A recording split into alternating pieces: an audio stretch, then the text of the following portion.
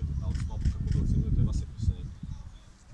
Me je malo presenetil. Jaz sem mislil, da se bo Hojs zavzel in začel čistiti na policiji, ki je potrebna reorganizacija. Jaz mislim, da bi moral reorganizirati kompletno policijo in spucati tiste kadre, ki že toliko časa bremzajo delo policije. Jaz moram povedati, da nižji kadri policije so izredno dobri, profesionalni in delovni. Gre pa za tisti skoraj pri vrhu, tisti sloj, bi rekel, politično nameščenih kadrov, ki se vlečejo že 30 let ali pa še več, in tisti zavirajo to, da bi ostala nižja policija delala, bi rekel, strokovno in profesionalno. Kakšne posledice bo ta odstop prinesel za celotno koalicijo vlade po vašem?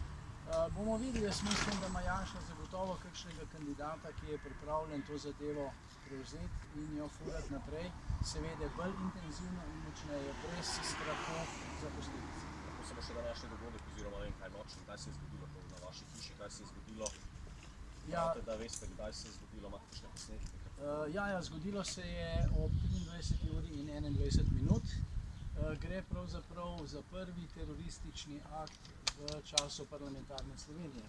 Sreča je, da niso zadeli oken, ker drugače bi padlo noter v hišo in ne vem, kaj bi se potem zgodilo, ampak so zgrešili in so uničili fasado, pa okenske okvirje, pa še marsikaj.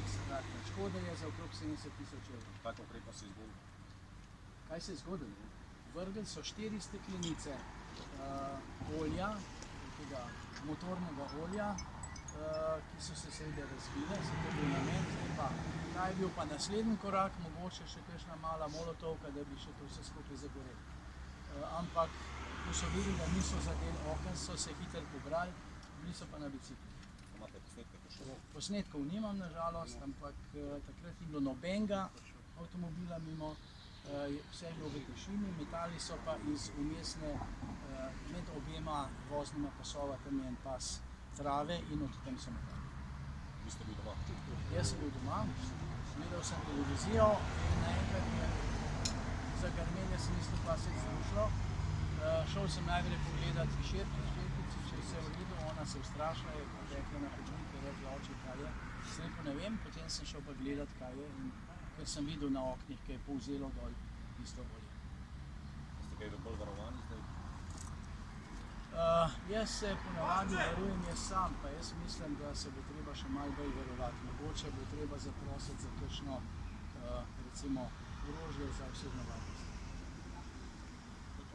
Super, najlepša hvala. Enako.